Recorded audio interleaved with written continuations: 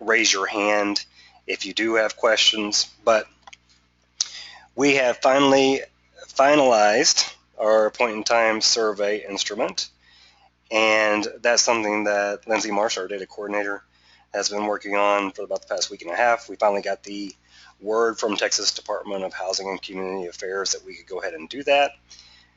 The reason we had to wait on them to do that this year is because we are participating in a youth count initiative with the Texas Network of Youth Services, and THCA had to let our agencies know what data elements were required on the survey. So we made sure to get that information and set up our survey accordingly so we could participate. And that is why it's a little later than normal coming out, and that is the survey instrument I talk about. The coordination for that survey effort will start tomorrow. Our data coordinator, Lindsay Marsh, will be holding a webinar tomorrow, and it will be recorded. She has sent invites out to each of your community point-in-time representatives, or everyone that she has a name for, and they have all been invited and informed that it will be recorded. There will be other sessions, other coordination sessions offered in the future, so if you do miss this one, please don't worry, you will get this information, like I said, either through a live webinar or through recording. We want to make sure that you have the survey instrument and you have the process down for coordinating the point-in-time survey in your communities. So that information will be covered tomorrow by our data coordinator, Lindsay. You can always ask me questions about that point-in-time survey, or now Cameron at cameron@thn.org. But we also have another email address that will go to anyone who's involved with data, and that is data@thn.org. That's always a good way to reach anyone who is involved with data, and that will always go to Lindsay. Point-in-time specific questions, it's a good idea to start with Lindsay. She's Lindsay with an A, LINDSAY @thn.org. We're going to go ahead and send you all information about that meeting tomorrow following this webinar. So you have that. We do have a question that's come in, and thanks for asking that, Bobby. Bobby Ehrig with Family Endeavors, working in nearly all of South Texas, asked if he could attend that since he's involved with multiple point in times in the state. And yes, I will go ahead and send you an invite. You can attend that. We're not trying to limit the participation, but we're trying to make sure that the coordinators from the point-in-time coordinators from each community are on the call, so they can take the information and go out and start working with their community volunteers and their the agencies in their communities who will be participating, to make sure that this is handled in the most efficient way possible. So that's why those who have been invited were invited initially. But we will go ahead and make sure you have that information. So that will be tomorrow. I will allow Lindsay to talk about that in more detail tomorrow.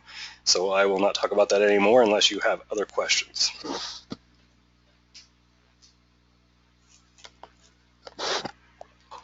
Okay. So the big item on our plates right now for the past month, basically ever since we got back from Corpus Christi, back from our annual conference in Corpus Christi, has been the 2015 CoC program competition project application or project applications, and now the CoC application. So we are very near submitting that. So what we have to do is go over everything and make sure that you see where we are with this application, so we can put all of that up on our website and demonstrate to HUD that we have shared this information with you before we submit. So that is our main agenda item for today. Now, we have a lot of information here. We're not going to be able to go over each piece of information in detail. In other words, we're not going to be able to read each page, but we have uploaded in your handouts section of your GoToWebinar toolbar. We have uploaded the things that we think you would be most interested in and would be most informative to you. And we will go over that information plus a few other pieces of information in summary form from here through the rest of the meeting. So we want to start with, with my worries about this CoC application. I totally forgot to go through and introduce all the new CoC board members. So I apologize, everyone. You probably are wondering why we skipped number 2. I just realized that that's what I did. So let me back up and take my advice that I had mentioned earlier and try to keep calm. And I will go over that, and then we will go over the consolidated application. So you can let the notes show, Craig, that the meeting facilitator got out of order. Okay, so sorry y'all, we'll back up. I know you're anxious to meet the new CoC board and get to know the RPG members a little bit better. So let me go ahead and upload that. And you know what? I'm going to let them say a real quick hi. I'm just going to let the board members say hi this time. Sorry, RPG members. But in the interest of time, we'll just let the board members say hi. And during the December meeting, all the RPG members, they can get a chance to say hi and tell us a little bit about themselves. So, and I have something else for the RPG members when we get to them. So, as many of you know, during our October meeting, which was at our annual conference, THM's annual conference on ending homelessness in Corpus Christi, we had a general membership meeting, and during that meeting, we received nominations for our CoC board member seats. We have 11 seats, and we took time to take a vote on that when after the nominations were made and information was presented on each potential nominee. So in the end, we did fill, I believe, 6 out of the 11 seats. 6 or 7 we'll see as we go through. And then you can see the seats that are vacant. But the first 5 seats are dedicated to one of our representative planning group members or our RPG members. 2 of those seats, seat 1 and 2, and I'm sorry, 3 of those seats, seat 1, 2, and 4, still remain vacant. So we're looking for folks to fill those slots. But we were lucky enough to have a couple of people fill those slots. And for seat 3, Jesse Elizondo was nominated, and he was elected. And if Jesse is on, we can let him say just a real quick hello. I'm not sure he is. Yes, he is. I'll let him say hello. You're unmuted, Jesse. Here. I'm here. Hello, everyone. Looking forward to working with all of y'all. And so Jesse is the lead for the Homeless Issues Partnership in Corpus Christi. And so he took seat 3. He was voted into seat 3. Like I said, seat 4 was vacant, and Karen Holtz was voted in for seat 5 for RPG members. And I'm going to see if she's on too. Yeah, she is. I'll let her say hi. And I should have asked Jesse this, but Karen, if you could just say just something about yourself. And the folks, they can read your bio, so you don't have to go through it all. Okay, you're unmuted.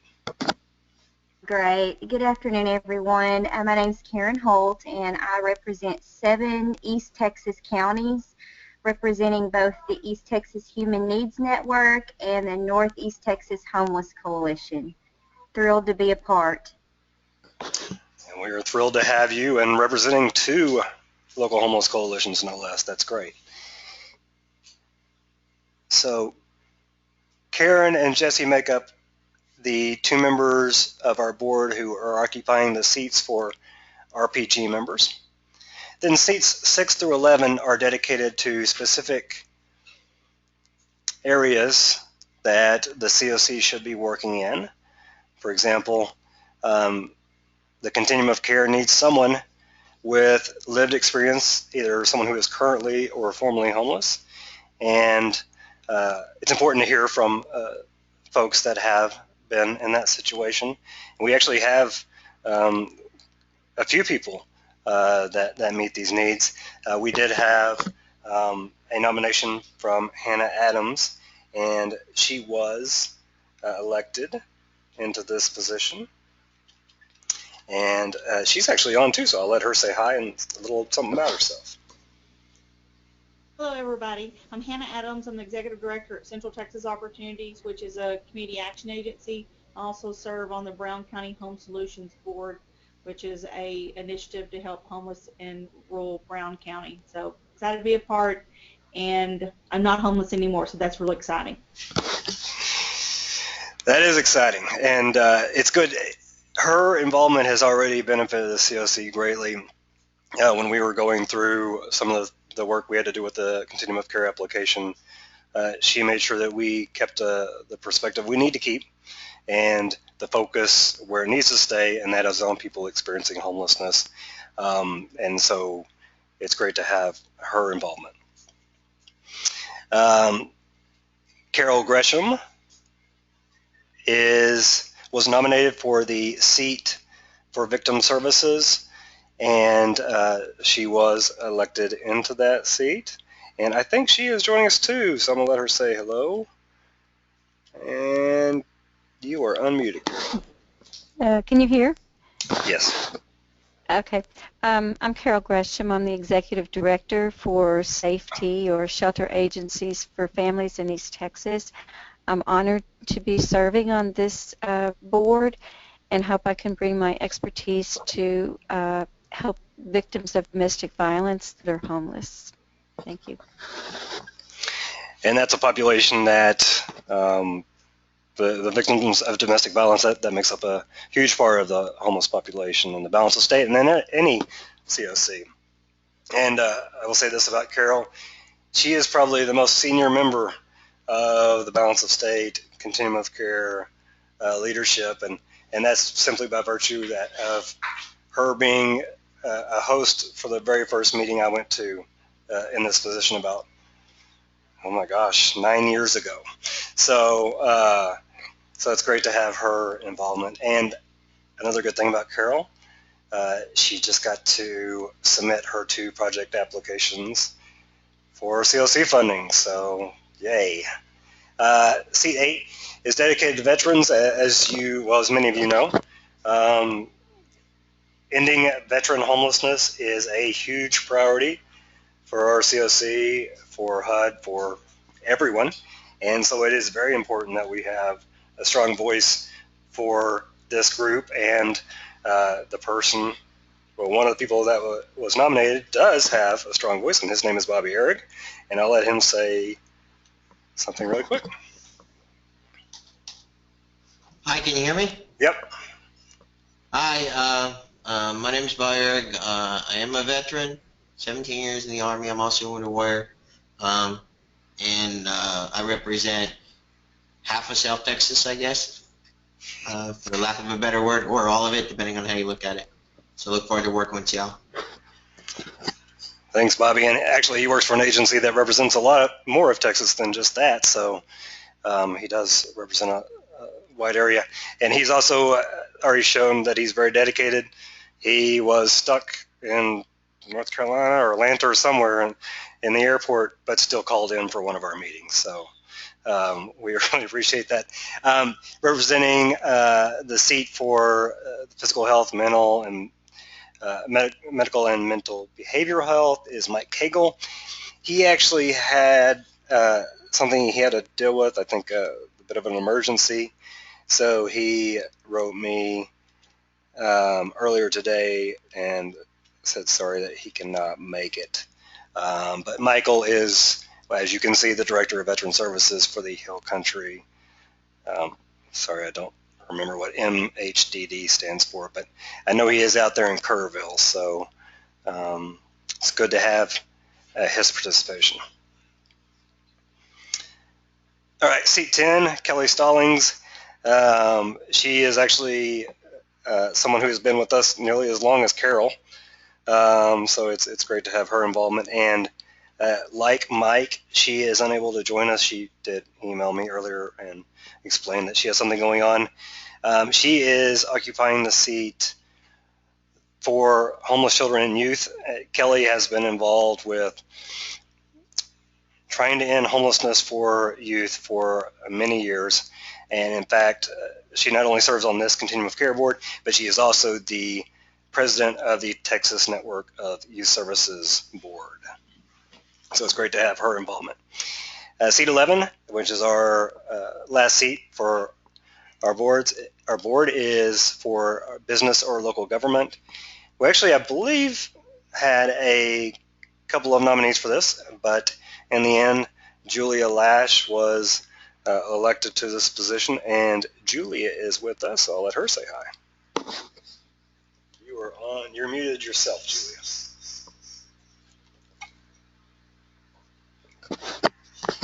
Okay, she may have had to step away from her desk, but Julia is with the City of Brownsville, and she is a strong advocate for what we do. She's already made some big changes in Brownsville with the ESG program, so it is great to have someone who's that involved and that big of an advocate on this board.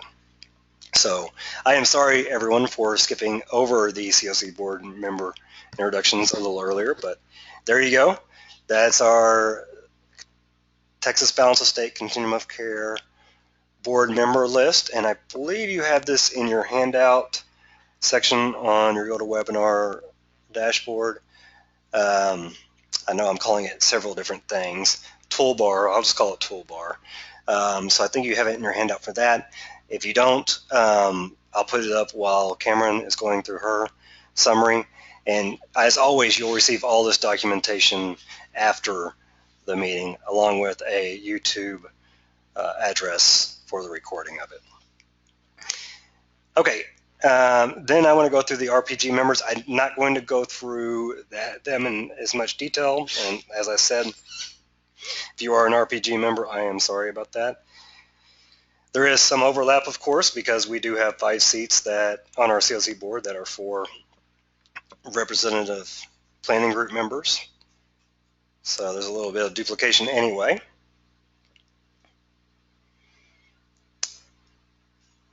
Okay, I'm hoping that's everyone. I'm not sure if you can see it very well. I'll make that a little bit bigger. So our RPG members for Brown County Home Solutions, we have Hannah Adams, who said hi earlier. Gordon Gloria. Central Texas Homeless Alliance, we have Mike Bergman. Comal County Homeless Coalition, we have Kelly Stallings. Our Concho Valley Homeless Planning Coalition, which is, I'm sorry, I should say where these are from. Brown County, they're with the cities of Brownwood and Coleman. Central Texas Homeless Alliance, I think that's pretty evident where that is. Well, actually, you see the cities here right to the right. So I don't need to go through them all. But the Concho Valley Homeless Planning Coalition, Robert Salas is their representative planning group member. The East Texas Homeless Coalition, Carol Gresham is their representative. She's also on our board. Karen Holt is the representative for the East Texas Human Needs Network. And as you'll see down here, as she said earlier, for the Northeast Texas Homeless Consortium. We have 2 representatives for the Homeless Issues Partnership. Each local homeless coalition can have up to 2 representatives if one of the representatives is a person with lived experience or is currently homeless. So Melinda Conway Vaughn, or Fawn, I keep saying Vaughn, it's Fawn, is one of the representatives, and Jesse Elizondo is the other. The Midland Homeless Coalition is represented by Linda Hamlin. Southeast Texas Coalition, which is the Beaumont, Port Arthur area, is represented by PK Moore and Bonnie Ladoshi. And finally, the Victoria Area Homeless Coalition is represented by Jenny Stafford. So we do have other local homeless coalitions out there that we need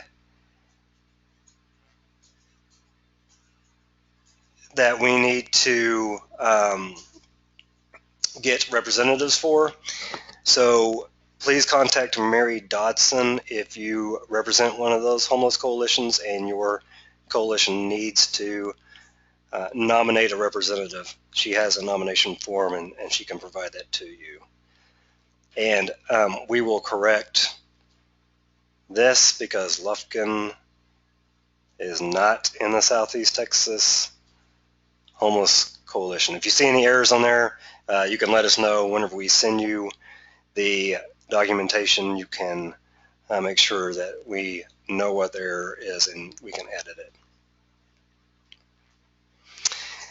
Okay, there are some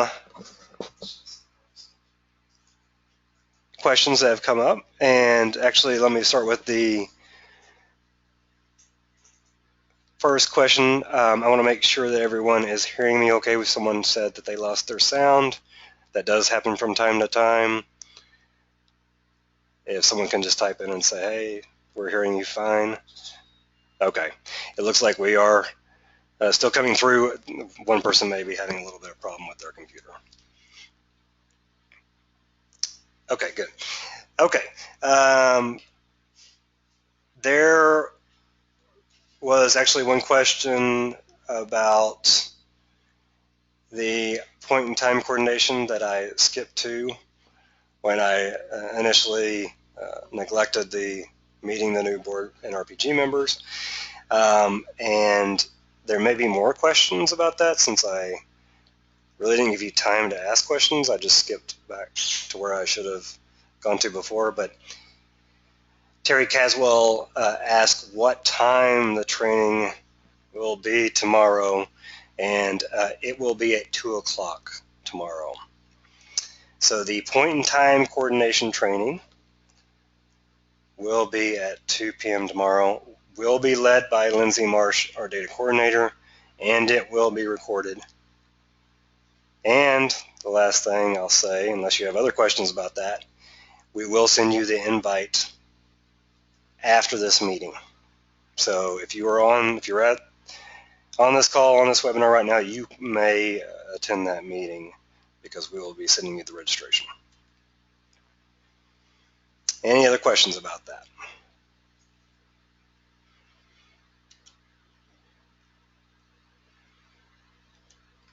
Okay. No other questions have come in, so now we will get to the CoC application. And we're going to start with just a summary of the NOFA. And I'm going to let Cameron do that. So let me go ahead and put that up.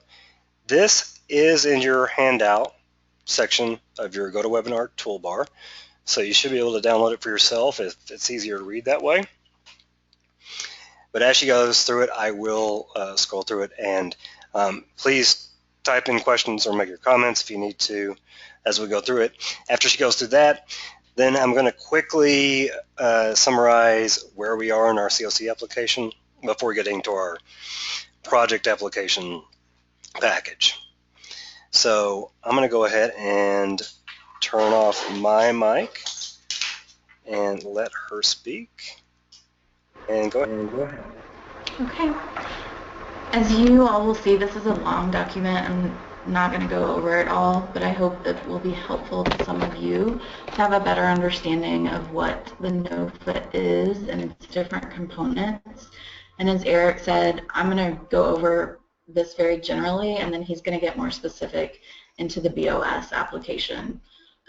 So every year, HUD releases a notice of funding, signifying the beginning of a competition among about 450 COCs. And these are, as you know, the stakeholder groups that guide local responses to homelessness.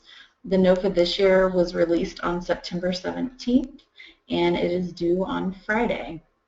The application is really structured in 3 different parts. First is the COC application, and we'll get into a little bit more detail about that, and that really focuses on the work that the BOS is doing. The second component is project applications. So those of you that have recently completed those, we thank you. And the third is COC priority listings, and that's where projects are ranked in order of priority, and project applications are identified. And those priority rankings are already up on the website, I believe. Some highlights of this year's NOFA. Scoring criteria is heavily focused on HUD policy priorities, and we'll get into details on those a little bit on the next page. Something to note is also that this year there is a permanent housing bonus available. That doesn't happen every year, and we've actually had 2 brand new grantees submit applications for that permanent supportive housing bonus. And I don't believe there was no bonus received last year. So hopes are high that we'll get one of those and can increase our permanent supportive housing beds with some beds dedicated to the chronically homeless, and that's required for these bonus projects. If you take a look at the section that reviews HUD's homeless policy and program priorities, again, it's a lot, but this is really what the emphasis is on the NOFA this year, and it's very much aligned with opening doors, HUD's federal strategic plan to prevent and end homelessness. So some of the main components of that are strategic resource allocation based on performance evaluation and data of all resources.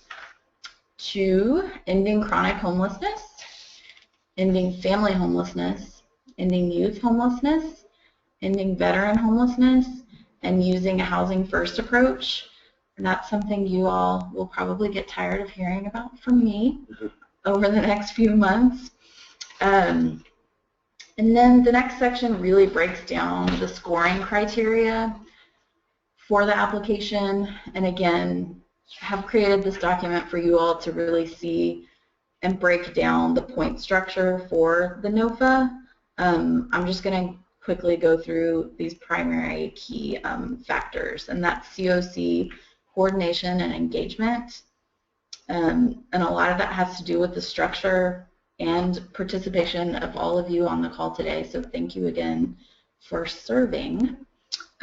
Project ranking review and capacity, HMIS, which is our homeless management information system, the point in time count, system performance, performance and strategic planning, and that's including components around ending chronic homelessness, ending homelessness among households with children, ending youth homelessness, and ending veteran homelessness. And you all also are going to see a big push from THN as the BOS this year to end veteran homelessness in the balance of state. There are also bonus points that HUD will award if COCs submit a day early, and we're on target to do that. And I'll ask now if anyone has any questions. And if not, Eric is going to give you some more detailed information on our application.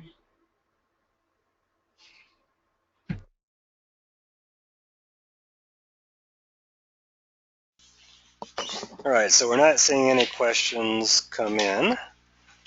As you remember, you can type in your question or raise your hand. and I'll take you off mute if you do. Raise your hand. So these sections that Cameron just went over, these are the sections that the continuum of care application is broken down into. And before I go into that, let me just explain that you'll hear that COCs will submit their consolidated application. The consolidated application is really just the continuum of care application combined with the package of project applications. Together they make up the consolidated application. And we are first going over the continuum of care application. The easy way to describe the continuum of care application, maybe it's too simplistic, but I always like to refer to it as a community profile or a continuum of care profile, in which we talk about our coordination and engagement, our project ranking and review and capacity, and so on. That is what HUD will look at first. They will score our CoC application first. And they will score our application and compare our score to the other 450 continuums of care. And we will be assigned points based on how well we did just within our continuum of care, as well as how well we did in comparison with other continuums of care. And I should also mention that we're also graded on how well we did in comparison to the objectives or expectations of HUD. Once that scoring is done, then HUD starts looking at our project applications. But before we get into that, I'll go into our continuum of care application. I started to upload this, but it is a fairly big document, and I didn't think you would be reading that anyway with 137 pages. While we're on the call, at least, this will be put on our website, and I would love it if you would read it from front to back. It will be up there for you to do that. But right now I'm just going to quickly go through this, and stop me if you need to ask a question. I'm keeping my eye on the GoToWebinar toolbar, and so I'll notice if you do ask a question. But I'll go through this real quick, and again, we will have this up on our website, and we will be sending this to you after the meeting. I will say this version that you see is not completely done. We're hoping for it to be completely done, at least in draft form, by the end of today, so we can submit tomorrow, which is a day earlier than HUD's deadline. So first of all, it's CoC coordination and engagement. We have to identify who the continuum of care is. We have to talk about the people that are involved in continuum of care planning. Then we get into a lot of narratives. We have to describe how we're getting information from you, who's involved, and in this case, we're talking about runaway and homeless youth. We are listing the victim service providers, which in our case, we just have to list the ones we probably work with the most. We do have a lot more than that in our continuum of care, but HUD they only allow us up to 10 slots. So in some of these sections, because we are the Texas Balance of State continuum of care, we are very limited in what we can report. We have to talk about where we are with the opening doors plan to end homelessness. Unfortunately, we're not on track with ending veteran homelessness by the end of this year. We hope to do so soon, but we have to report on where we are so HUD can score us correctly. Then we talk about how we manage the project applications that come in, how we ensure that the continuum of care is aware that we do want project proposals from them, and then how we will coordinate with them and score and prioritize them. Again, there's more information about the CoC coordination here. HUD's asking what federal and state agencies we work with. Here they're asking us what consolidated plan jurisdictions we work with. We have a lot of room for improvement in this section. These 7.14% and 9.52%, that's not really acceptable. We'll work on improving that over the next year, and having a little extra staff help will help us improve that. So if you're in a jurisdiction that has a con plan, they need to work with us at least on that section regarding homelessness. They need to get some information from us at the very least. It's good to have also a little consultation with them too. So we need to make sure that we do that in the future. And like I said, I'm not going to go over this in great detail. There's some sections that there's a lot of narrative sections, and we talk about the different groups we work with. In this case, it's the victim service providers and how we're working with them and the non-victim service providers together. The public housing agencies. Right now, Cameron's getting information from the top 5, or the 5 PHEs with the largest number of beds, I believe, in our continuum of care. She is working with them to get their information to report out for this grant. We talk about how we are working with agencies to develop permanent affordable housing other than those that are funded through CoC, ESG, Housing Choice, and public housing dollars.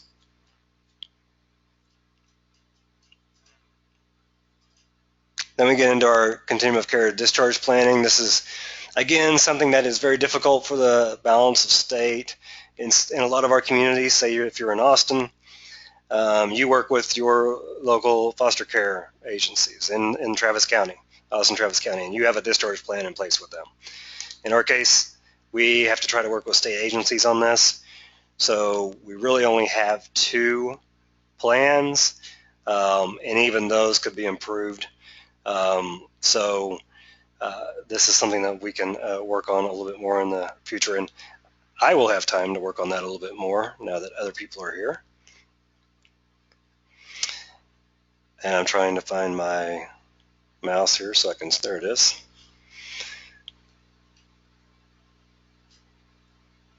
And then we have to describe the reason we don't have a plan if we don't have a plan in one of those areas. Then we talk about our coordinated entry program, and Sophia, many of you know Sophia Cheka. She is helping us to complete this. She's getting a lot of help from Cameron on this, who has worked a lot in coordinated entry in the past with the Austin Continuum of Care. We identify the folks that are involved in that coordinated entry planning in this section. And like I said, we'd like to go through, well, we were asked to go through and identify how we rank and select our projects and how many are ranked and selected for submission to HUD. HUD wants us to identify what measures we use when we're scoring those. So that's why you see all these X's. HUD's wanting to know if we're looking for percentage of permanent housing exit destinations when we score. We do, so we indicate what we do for that section.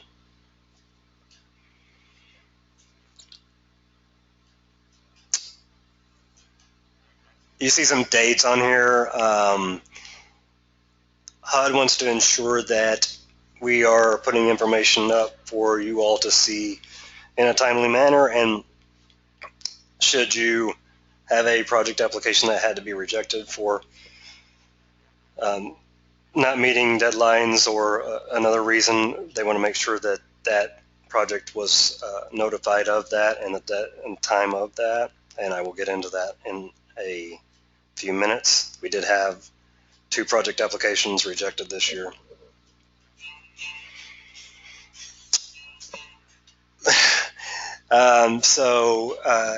Sorry, that laugh was because we had some music playing in the background here. We have to talk about how the continuum of care is addressing our project capacity. Then we get into our HMIS and point in time information, and I'm not going to go through this in great detail.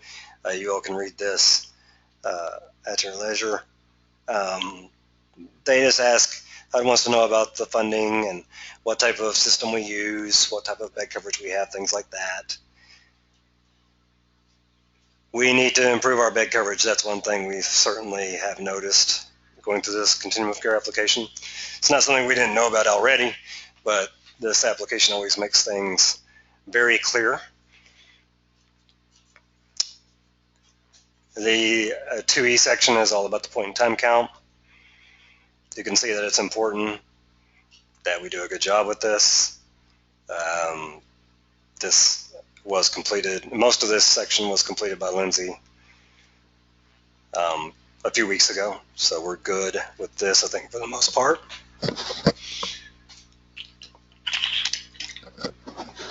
Then we get in really to what I think is probably the most important thing to HUD, and that is section 3 and 4. And we get into our system performance, and what HUD does is they assign points to us based on our performance. Let's see if I can make this a little bit bigger. One of the big things they're looking for is, are we reducing the number of people who are homeless in our continuum of care? And you can see overall we did. So that should score some points right there on this application. But then there's other areas where we may have had a little bit of an increase, and so we have to explain that. And there are sections below in which we explain that. We identified the number of people that are in HMIS over the course of the year. If you ever wondered, yes, that is a real number. Between October 1st, 2013 and September 30th, 2014, there were over 11,000 people unduplicated entered into HMIS. That does not include every agency in this continuum of care, so that gives you an idea, or starts to give you an idea of the size of the population and the balance of state. Excuse me. We have to look at how we're trying to reduce those that have become homeless for the first time. That's one area where, one section we still have to complete.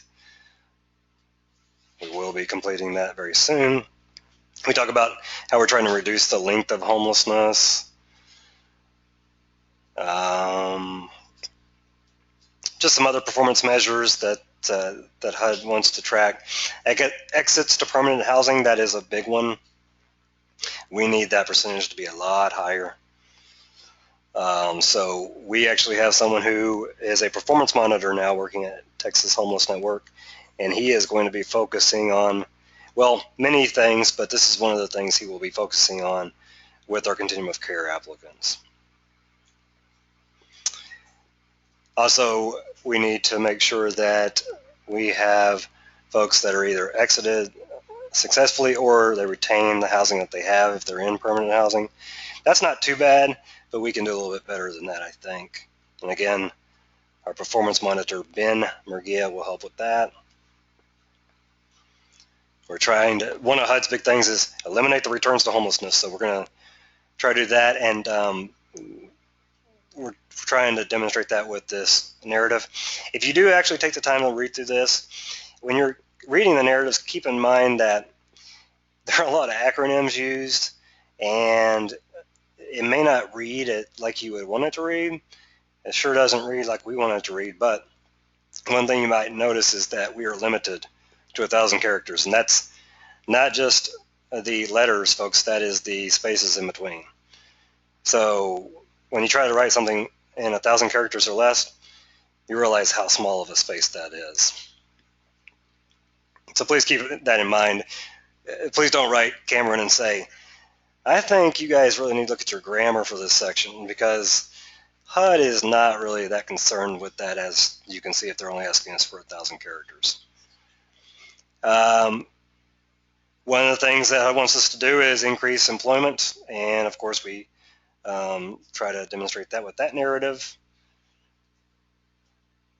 Later on we do show some of the numbers with that, and we identify who we're working with on those plans.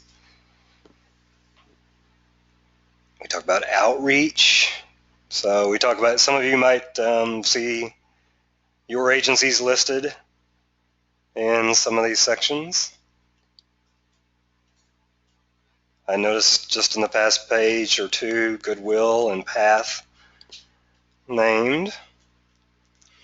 And then 3B is all about the objectives that HUD has set and how close we are to meeting our objectives. And I will say that one of the things we had to report on this year, and we should have to report on this, is how well we did as compared to how well we said we would do the last time we had a full continuum of care application. And I will say that I set the bar pretty high for our continuum of care whenever we did submit that, and so I admittedly had to say that we did not meet a few of the objectives that we had set for ourselves. So we did meet some, but we had to admit that some of them we didn't meet. So in this section you will see some of that. Some of these tables that you see throughout, a lot of this is data from our most recent point in time counts, and the other tables are related to our housing inventory charts. So these are, HUD already knows these numbers. They're basically just saying, here are your numbers. Explain to us why they are what they are. And so we attempt to do that as much as we can. When you see a negative in front, that generally means that that's good. That means that we are lowering that number. So in this case, that is good. So the only thing we have to do in this case is report, wow, we had 33 more chronically homeless folks in shelters. So we do that below this section. Then this is the section where I said I had to report on the measures I we set for ourselves, and there are a few sections where we say nope, we did not do that. But yes, we plan to do that. So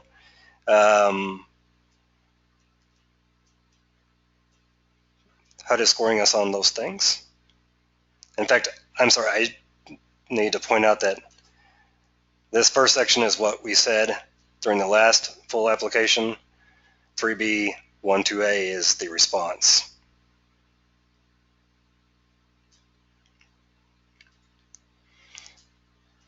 Okay, then you see some more of these tables. I feel like I'm a broken record here. The negative numbers are generally good. This one, in this case, is not good.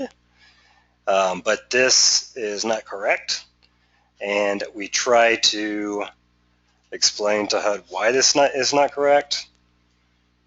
It's not necessarily HUD's fault, but it's not correct, and we need to point out why it's not correct. So this number does not include the VASH beds, and that is Veterans Administrative Supportive Housing Beds, which are permanent supportive housing beds. So we need to get that changed, and HUD needs to realize that we didn't really lose 700 PSH beds. So that's what a lot of this is, and it's going through and just identifying, how well we did over the past 2 years, and describing why the numbers are what they are, and if the numbers are wrong, describing why they're wrong and how we're going to correct them.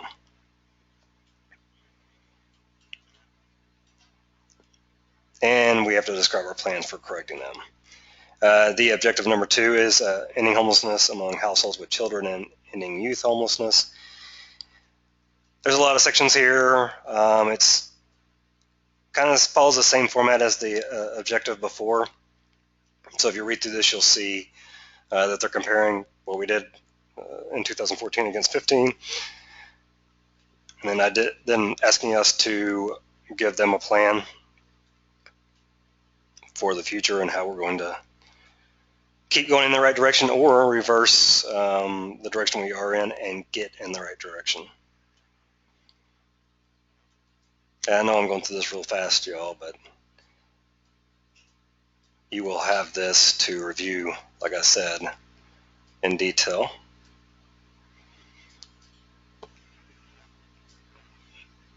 There's a lot for youth, and that's why we felt it was really important to be a part of the new Youth Count initiative this year with T-Noise.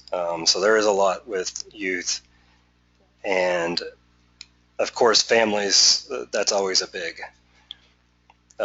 emphasis with our continuum of care, with every continuum of care, of course. And then objective 3, ending veterans homelessness. So we talk about what our numbers look like, explain why it is they look like they do, and there will be, if you are involved with any of the SSVF programs or VASH, you'll see a lot of language about the work with those programs and the work that THN is doing with those programs and leaders from those programs. So there's a lot of that information. This, I will say, a lot of this has come from Mary Dotson and Caitlin Bear, who have been working really closely with those groups.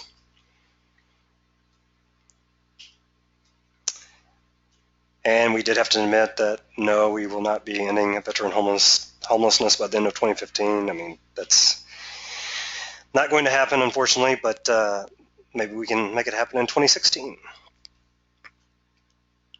We identify why it is we are not doing that in this section. And then the 4A, section 4A is about the mainstream benefits, and we talk about the project applicants that are identifying that their clients do have access to mainstream benefits, which that's a good percentage, 100%. We're not going to submit it with these question marks like this, just so you know, but we do hope to be working with healthcare organizations on enrolling folks that are homeless with health insurance. So we will give our plan for that.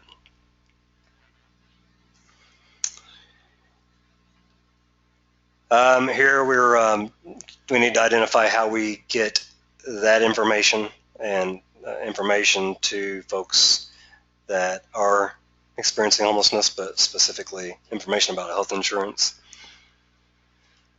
Then we talk about some of our additional policies here, and like I said, you can read through this. Our Housing First designation, we had to identify the number of programs that do have that, at least within their project. It's only 41%. We were hoping that to be a little higher, but that's not, I don't think that's awful. So we're hoping that HUD will look favorably upon that. And I think the rest of it, a lot of these others are just kind of more or less check-off questions. We're talking about the technical assistance here that we get from HUD, or not from HUD, but from contractors that work with HUD. And after we talk about what we get, we have to talk about who gave it to us, and we're going to grade them on a 1 to 5 level. That may not necessarily stay the same. So if you see that, we may not keep their level that low.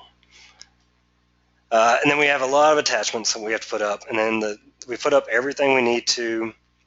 We do need to make one correction on one of the attachments, which is the MOU.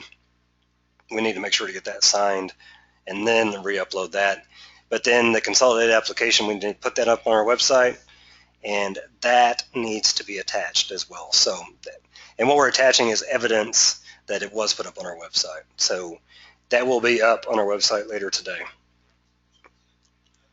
And you will see that. So that, I know that's a lot of information. That is the CoC application.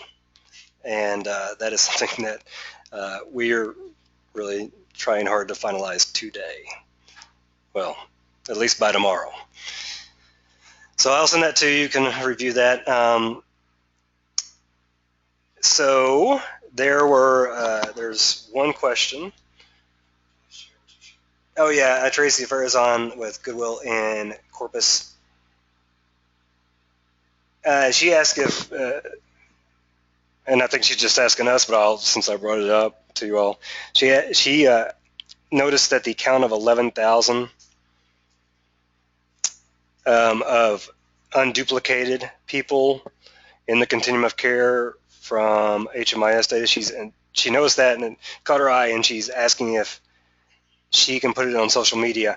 The only thing I would say with that, Tracy, is let's make sure to check with our HMIS team first, and then we'll let you know. What's important to know with those numbers, that's unduplicated. So that's annualized. So that would count people that have come in and out throughout the year. And that's not a point in time. So we don't want to mislead anyone regarding that, but it's important data to have. Okay, next if we don't have any other questions on that. I'm sorry, just a second. Yeah, I'm going to talk about that. So real quickly, I'm going to go over the project applications. The agenda, next on the agenda would be going over the project applications. I'm going to show you the project application ranking. This is something that has been up on our website and was sent out to everyone on my distribution list, which is a lot of you already. But here is the ranking for this year's Continuum of Care program competition. We have 1 through 38. You can see that the permanent housing projects, they're all in the top category, 1 through 12. Then you have transitional housing, 13 through 33. Our HMIS project, I say ours, it's Texas Homeless Network, but it's for the Texas Balance of State Continuum of Care. Then the supportive service only projects, and then the remaining projects. And if you had a keen eye and you knew exactly what our grant inventory worksheet said, which if you do, I'd be amazed, you would realize that there are 2 projects that are missing. And I referred to this earlier. So we had 4 project applications submitted late. Technically, if project applications are submitted late, they are out. They're just out of our competition. They're not submitted to HUD. We asked the Continuum of Care Board to look at those applications that were submitted late and determine if that is what they wanted to do, if the Continuum of Care Board wanted to reject those applications and keep those out of this year's submission. In the end, they decided that if those project applications got everything in by the end of that day, which was 3 days after the deadline, then they would be ranked, but they would be submitted as part of our consolidated application, but their ranking would be at the bottom of the prioritization list. These 2 projects, the Children's Center submitted, the Gulf Coast Initiative Project and Gulf Coast Permanent Housing, they made it in time. Therefore, they were placed at the top. There was 2 other applications from one agency in Galveston that did not make it in time. The board did vote to eliminate them from the competition, so they are not being submitted for renewal. This is very unfortunate. It was a hard decision to make, but I think it was ultimately a fair decision and fair to the other applicants, most importantly. So I do need to mention that agency, of course, was notified, and they have been given the opportunity to appeal this decision with HUD. So these are the project applications that will be submitted. One of the things you will not see in here is our continuum of care planning application. It is not part of our ranking this year. HUD does not require that we rank it. But when you add that funding request in, our overall funding request for the Texas Balance of State is a little over $10 million this year. Now that's our request. That's not necessarily what we'll get, but we do hope that is what we will get. That's with 2 new projects, bonus projects. Volunteers of America submitted a new permanent supportive housing bonus project to cover the Conroe area, and Spindletop MHMR submitted one for the Southeast Texas Homeless Consortium area, or Homeless Coalition area, and specifically Beaumont and Port Arthur.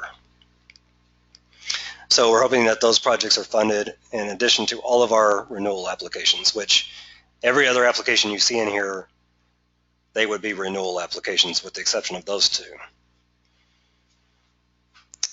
Okay, last thing, I'm going to show you our second part of our consolidated application, and that is this. The project listings for the continuum of care, and really it's just a summary of what I just showed you. Unfortunately, those are the 2 projects that were rejected or eliminated. HUD does want us to report on that and make sure that we notified them and gave them all the time and information they needed to appeal, which we have. If we had reallocated any projects, this is where we would note that.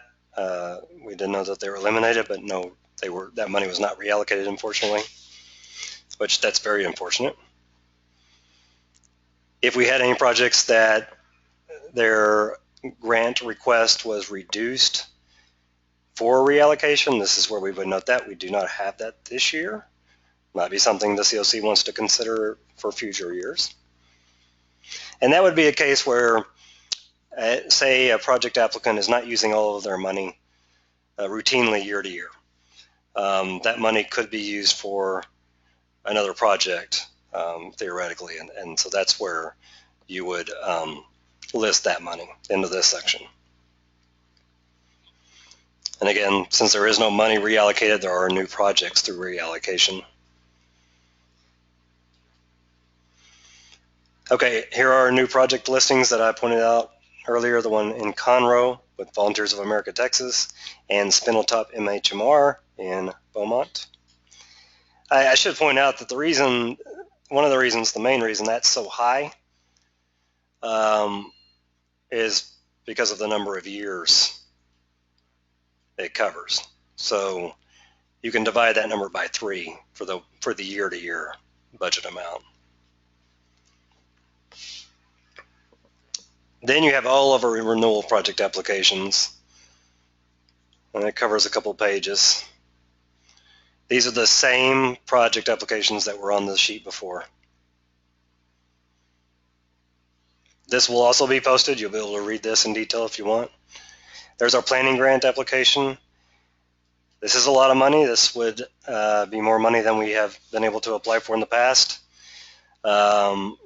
We are applying for that amount of money to get the staff that we need to serve you the way we should be serving you, or the way I feel we should be serving you. So we're knocking on wood that we get that too. You can see the overall amount of funding. Earlier I said it was a little over 10 million. You can see that the majority of that's in renewal. The new funding request would be this. And then you have the CoC planning funding. So I don't want to be too confident, but we're relatively sure that we're going to get this. And pretty sure we're going to get this. This is a hope, but I have an optimistic feeling about this year. So again, hopefully $10 million is what we'll hear the continuum of care was awarded. Whenever they announce it, who knows, 6 months from now. Hopefully it's sooner than that. But that is the second part of the consolidated application, and that's the project application ranking. Also, as part of that are each one of the project applications, but I mean, we're talking thousands of pages, so we did not include that on this handout for you. But that is what we plan to submit once we get everything finalized, either a little later today or sometime tomorrow, but definitely by tomorrow so we can get those bonus points. Any questions about this? And my gosh, I can't believe that there are 27 of you still on.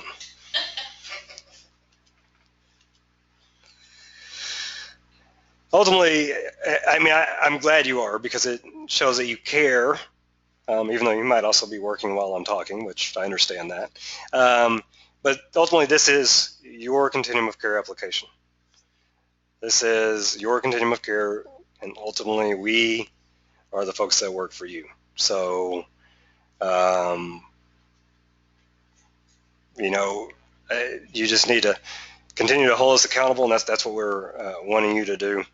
And so read over this application, curl up by the fire. It's going to be cold tonight.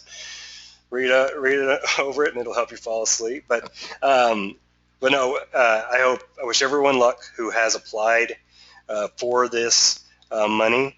And I want to thank everyone on the call and not on the call in our continuum of care who has provided us with the data that we have to submit this application.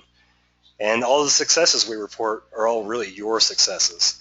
So thank you for all of that. It's going to help us a lot. Now we do have some questions that have come in. So it's okay. Bonnie Ladoichi says, yes, basically you hung in there because you're a hardy group. Oh, someone lost a little of their audio, but I think maybe I'm back again.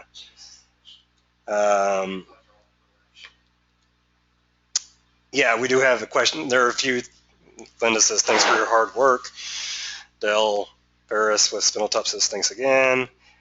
Pam says so too. But Jenny Stafford with the Victoria Homeless Coalition asked if we apply for all of our pro rata share. So if you look at our entire submission, we apply for more than our pro rata share. Now, obviously, since we had 2 renewal projects eliminated, then we fell below, within our renewal line, we fell below our pro rata share for that. Let me pull that back up.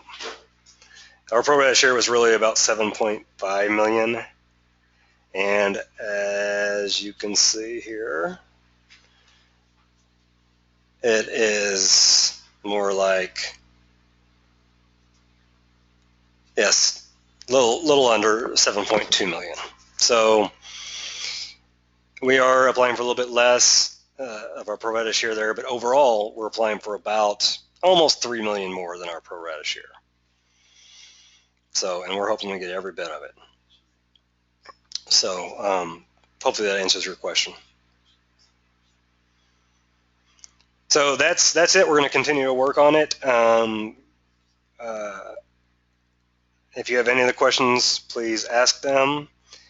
And no, it does not hurt to ask. You guys please need to ask questions more often. We would rather you do that. Before you, I do want to leave some time if you have any other questions. Sorry, that's my battery saying you're about to die.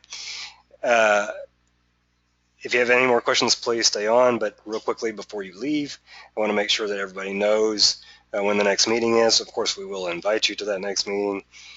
But there are two meetings coming up. The next CoC board meeting is actually December 9th, so very soon. So we'll be having that meeting very soon, and we will actually not have a combined meeting. That will be the CoC board meeting. And the next RPG meeting is December 16th. So throughout the meeting. Today I was saying December 11th, but it's actually December 9th for the board meeting and December 16th for the RPG meeting. So we will be talking to you all very soon again. And if you're on the call tomorrow, you'll quote see us tomorrow. So I'm going to stay on if you have any more questions, but I'm going to go ahead and stop the recording and adjourn the meeting and tell you to go back and get back to work. So we can get back to work too, but we will stick around and try to answer any questions you have. But thank you so much for hanging in there, and we will be in touch.